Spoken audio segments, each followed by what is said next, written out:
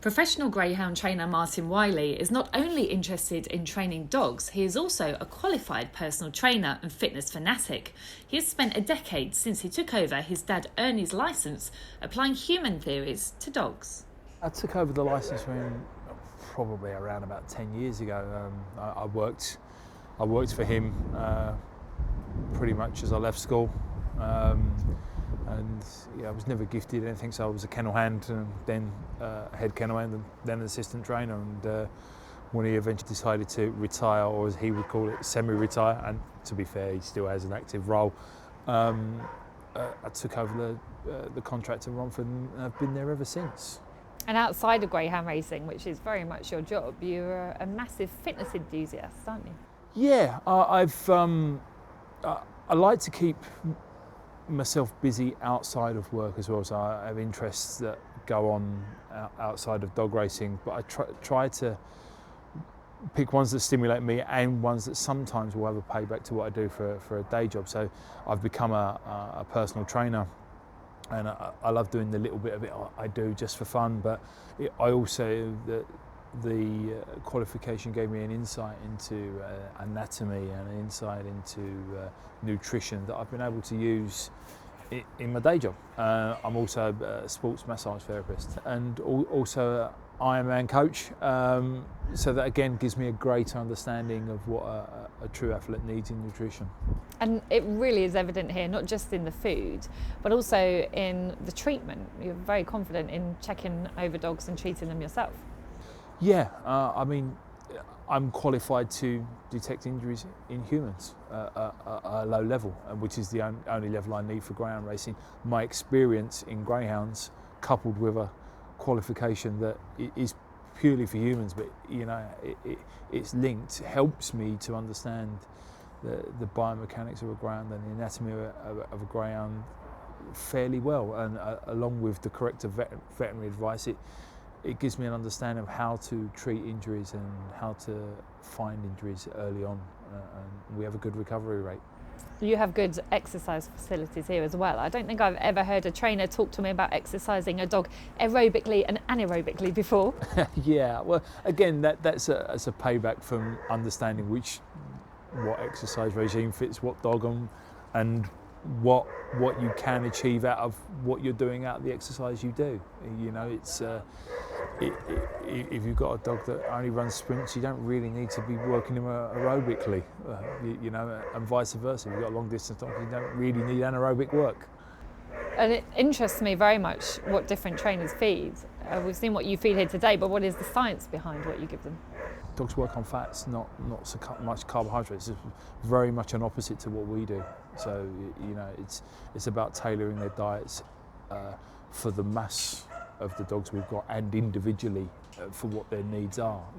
So some dogs need building up, some dogs don't. Some dogs, need support, and others don't. There's a lot of thought gone into the facilities here, and you make great use of both the Whirly and the Gallop, don't you? Yeah, and the swimming pool. We like to think that we've probably got a 10-month of the year training program. This year it's been longer. And what I mean by that is, when everything's frozen, I don't think there's many ground trainers in the country that are able to actually exercise their dog apart from lead walking, and I'm no different. Where we would be different in autumn and spring, we have the whirligig and the gallop. Some trainers would have a gallop, some would have a whirligig. We're lucky enough to have both. But in the summer months, we can swim them, and we can swim up to 20 or 30 a day because we have a swimming pool on site. So we don't have to move for it. The dogs love it. They feel refreshed for it, especially if you think about the summer that we've just had. Most places were struggling to transport dogs and exercise them and bring them back, sensibly, and lots of trainers would have chose rightly not to do that, whereas we didn't. We had a swimming pool on site, didn't have to go anywhere. The dogs cool off and refresh and dry out in the sun. And the Whirly you've got is really useful for not just pups, but also greyhounds who might have lost a bit of interest. Yeah, well, we're having good results with the Whirligig. We built it to the end of last year, and we're slowly experimenting and working it, and we're finding that it's very good for pups, and we're getting good results with pups running fluent bends, first or second look at a schooling track. But we're finding with the adult dogs that have lost a bit of interest, that are finding Romford just the same old thing yet again, and we put them down, drag out and try and stimulate them in other ways. But we're finding that actually the whirly gig, we get some really good results from using that, about re-energising the dogs and refocusing them. They seem to respond well for it. There is also a real emphasis here on training staff, something that you're very hands-on with. Yeah, I consider my role is to organise the kennels for the day, but then to spend time training the staff that I have. The better I make them, the better our operation is. And also it's very simple just to teach a member of staff a small amount and then expect them to get on with it and be satisfied with that. But I'm one that I love to learn, and I love to have interest in what I'm doing, and the more I can teach them, the more I can involve them, and the more idea they have of what the bigger picture of ground racing is, the more enthusiastic they are, and the more they want to come here and work for us. And of course that means the dogs get better looked after, but you also make sure that you look after your owners very well, particularly on a Sunday. Yeah, we've for a year or so, maybe a little bit more, we cook bacon rolls, and our owners have tea and coffee, and we do sort of 20 or 30 bacon rolls on a Sunday morning. It's a very social thing. People can just stop and chat and talk about the dogs. They've taken their dogs for a walk, and they can generally just talk about what's going on. But it also has a byproduct is that we ask them. We don't charge for bacon rolls, tea or coffee, but we ask them to make a small donation, whatever that they want to. There's no set amount, and we can raise money for retiring our own dogs or other dogs, or just generally writing a cheque for some of the retirement agencies. What's really impressed me here today, and I've visited a lot of kennels, is that I can walk down your kennel block and the dogs aren't even fussed about getting off their beds. They're very content and happy, well looked after greyhounds. Is that something that's important to you? It's important that they're content and well looked after.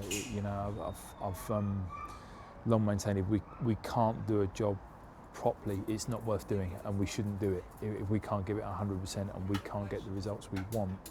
And that doesn't mean in performance, that means in standards.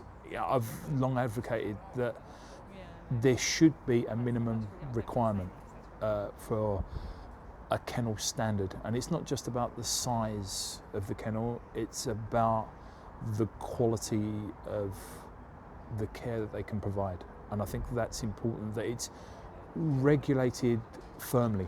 If we can't hit the standards we want for welfare, kennel cleanliness, getting to the track on time, if we can't hit that, then we shouldn't be doing it. Me and my dad before me and with me now, we're very house proud, and as you've seen today, there's no point part of a kennel that we don't want you to see. We're quite happy for you to wander around on our own, and that's the same for our owners. I mean, when we get new clients come to us, they're very surprised that they can just walk around the kennel supervised as they want to. There's not a bit we don't want to show people because we're proud of what we do.